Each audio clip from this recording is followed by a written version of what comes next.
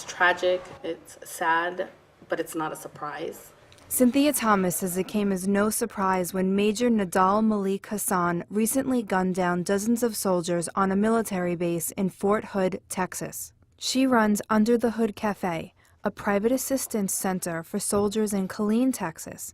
She helps those suffering from post-traumatic stress disorder find private counseling when the military fails to assist them. We have been saying and warning and trying to bring this to people's attention that something like this was eventually going to happen, and very, very soon, but nobody paid attention. Nobody listened. And the most tragic part is that it could have been prevented. In recent days, Army officials have pledged to redouble their efforts to help soldiers cope with deployment, as well as helping them with goal-setting skills upon their return. A crisis center in Fort Hood is averaging 60 phone calls a week from soldiers and family members seeking help for problems. In July, Lieutenant General Rick Lynch, then the base commander, told Congress he desperately needed more mental health professionals.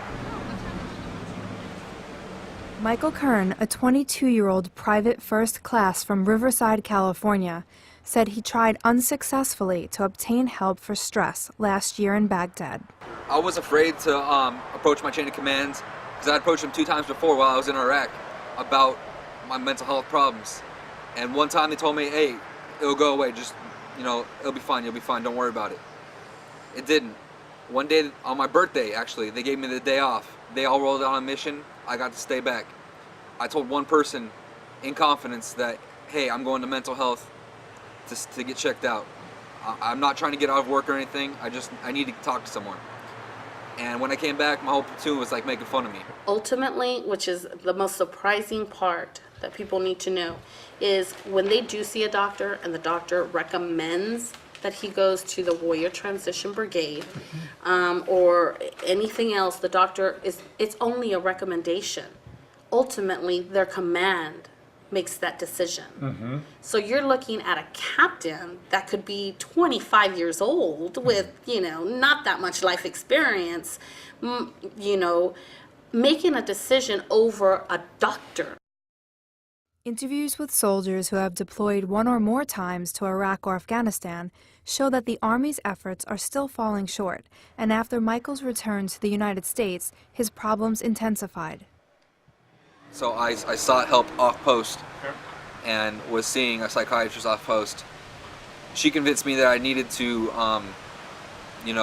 go and get help through the military, that something was seriously wrong with me. She diagnosed me with PTSD and TBI and all that stuff. So I approached the military in a very, covert kind of way, and they gave me an appointment for 2 months out from the day I told them. 2 months. In between that time, I had a mental breakdown. I was seeing people that I shot in Iraq. I was here at Under the Hood Cafe. Some of the soldiers here knew I was having problems. They took me to the ER, and I did inpatient time in the psych ward. I'm no longer allowed to be in a combat stress environment, simulated combat environment. I'm not allowed to have guns. I can barely do anything. All I'm really allowed to do in the military is walk and talk.